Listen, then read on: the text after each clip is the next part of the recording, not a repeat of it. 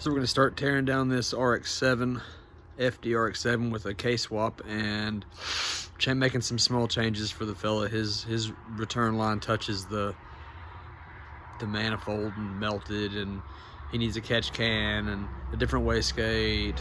It's got all kinds of problems, so just trying to update you guys as we go.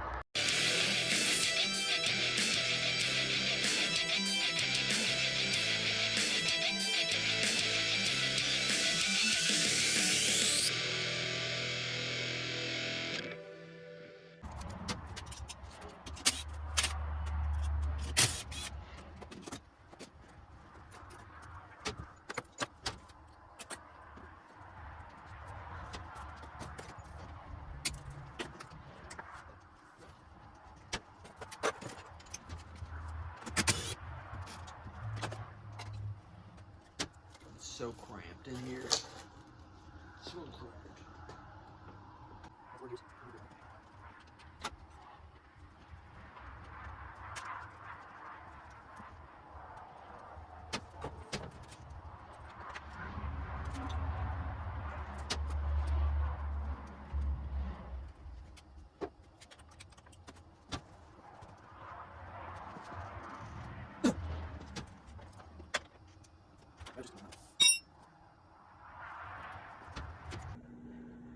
Going to definitely have to try to reroute this oil return line on the RX-7.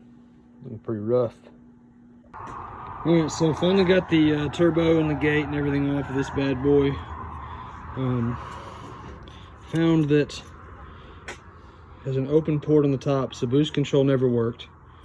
The only vacuum liner into the gate was going right here to the top, and the bottom port is not there. Any of you guys that know how a wastegate functions, it has to have a bottom port.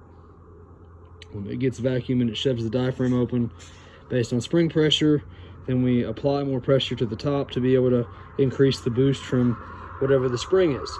Well, no fitting to the air, whatever air bypasses just gets blocked off, and then the bottom never gets anything. So this thing would have been on the boost cut anytime somebody tried to get into it. That ain't no good. All right, guys, hopefully you can hear me fine over this. We've got this acid rain falling right now is what I hear. Carl tells me that I need to do better on perspective.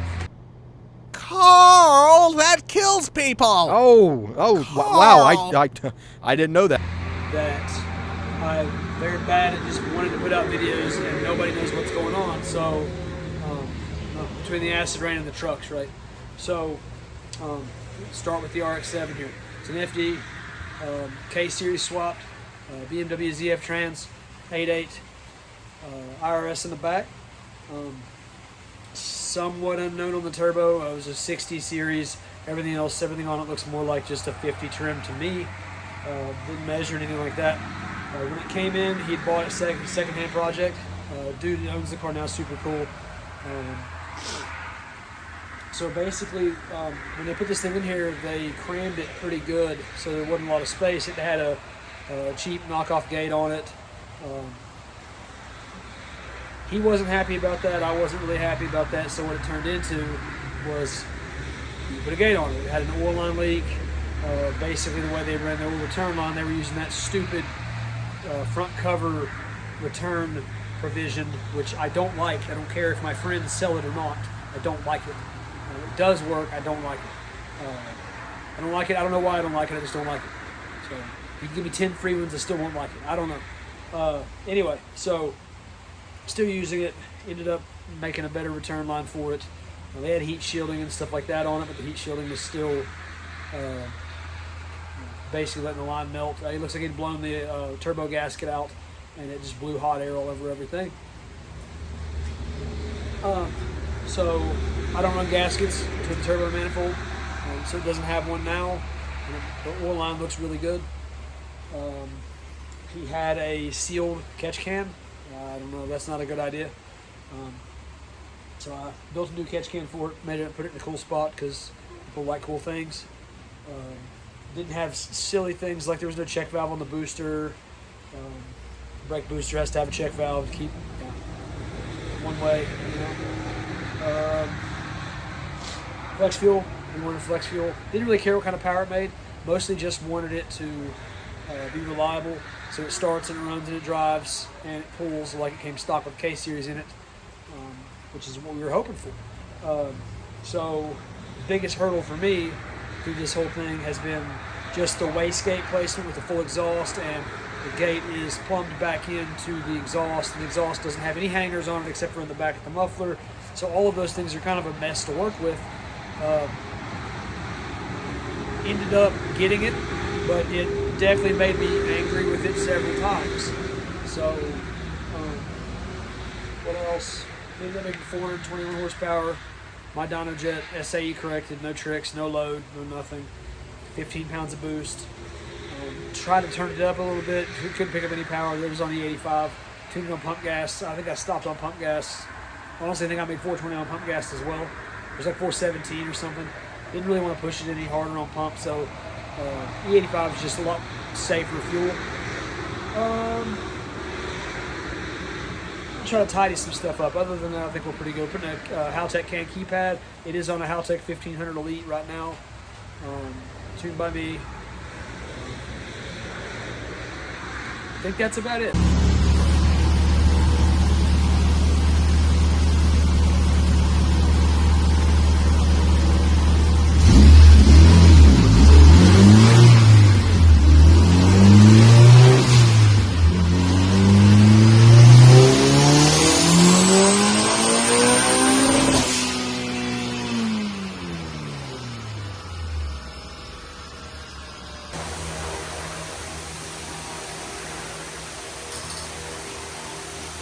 I've already done most of the cruise tuning on it, but you can watch the rest.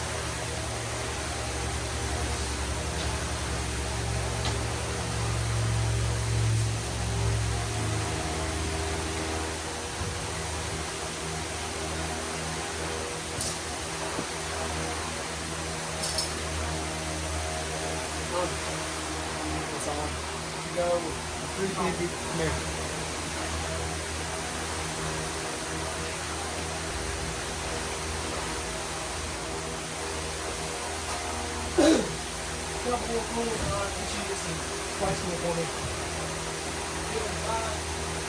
Like actual fuel or wiring?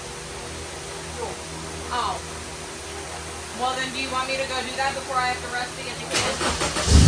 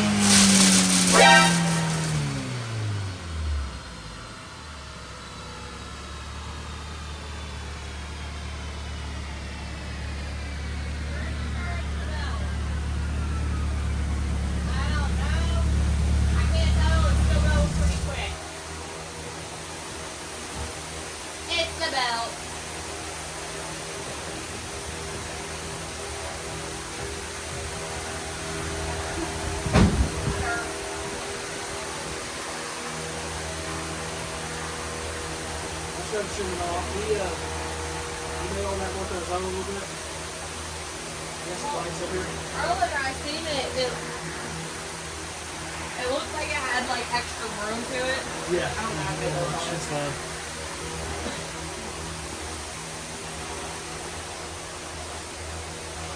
Oh, I'm going down here.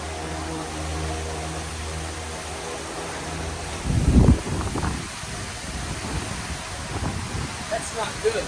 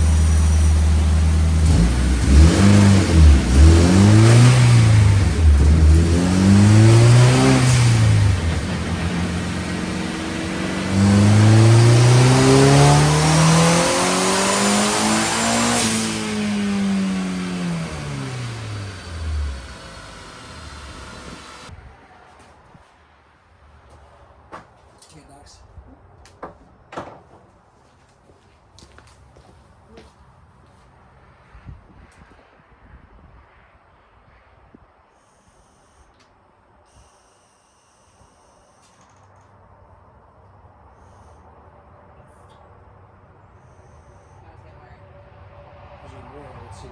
Oh, okay.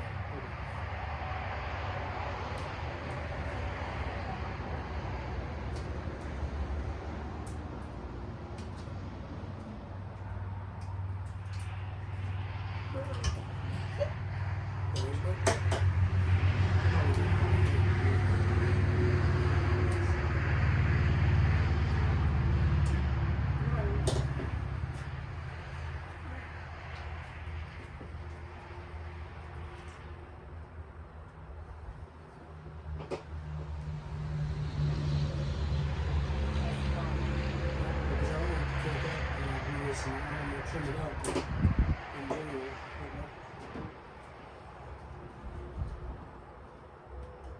Just kind of looking for where I put my check right now.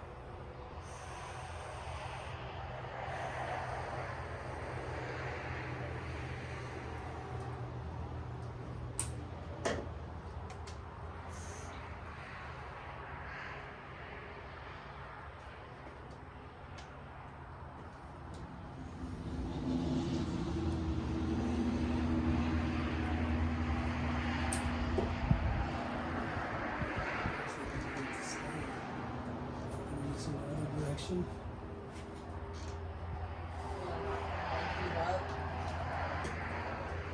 Really, Well, not that close, but like kind of. That looks like shit. That's a nice one.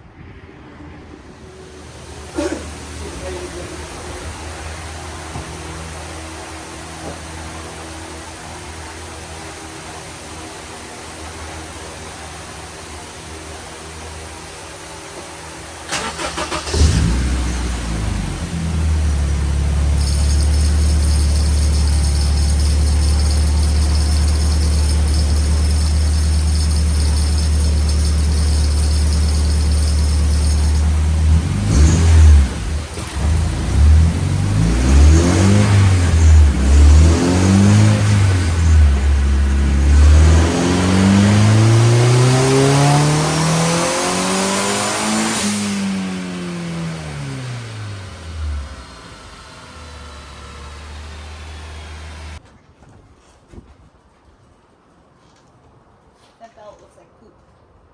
Yeah, it stayed on, you know. Yeah. Well, I can't fix it because of the alignment of everything. I only took that one edge off and it stopped. So you kind of keep an eye on it. Wait for it to I know, but where it's at right now? it walked up on the edge. But it hasn't been going any farther. But it's like slipping through the middle kind of thing here. Yeah, that's what it is. So, I mean, it's just, I don't know. can you Just not trying to run get. without it? No, the water pump actually. No, you definitely do that. The water pump actually runs off of that. So it's bad.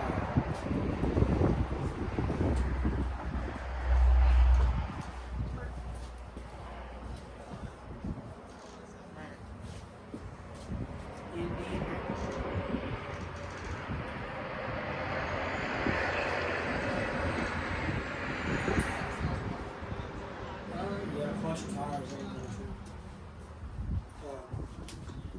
Here, check, turn that camera off. Check the shafts for me. Like tighten them?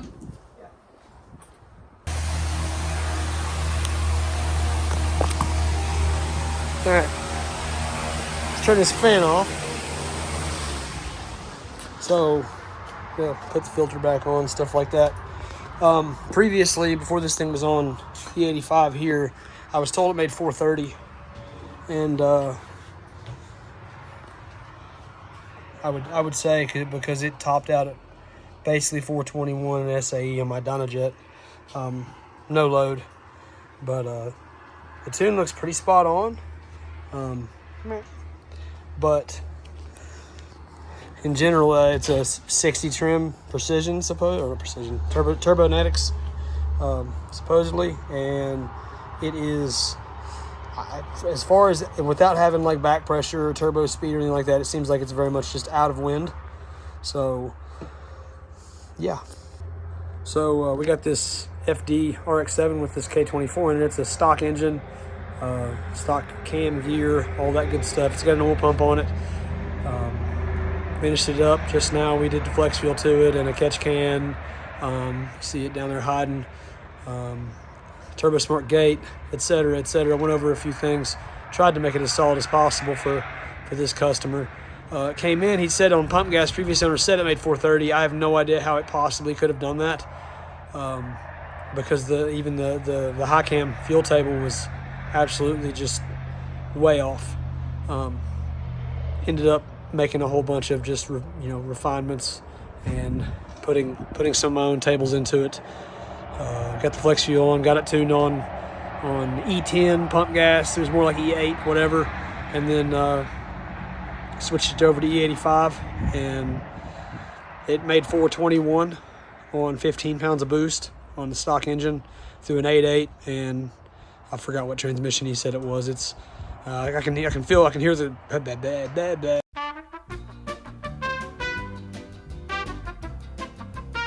I can smell and feel the clutch slip slightly, so that's not good. I don't know what's in it, to be honest with you. He bought this project unfinished, but it does start and run and drive reliably now and seems to be okay. Little things like it didn't have a check valve in the booster line and all kinds of lots of small stuff like that. Went over those things and seemed to have got them all licked. So wastegate, super deep. Everything's kind of a mess. But I gotta put the filter back on. It wouldn't make any boost, so I was checking to make sure there wasn't a restriction. Well, it would make boost, it was just limited. So we got that figured out. It appears that the booster was letting it all leak out somewhere, so that's great.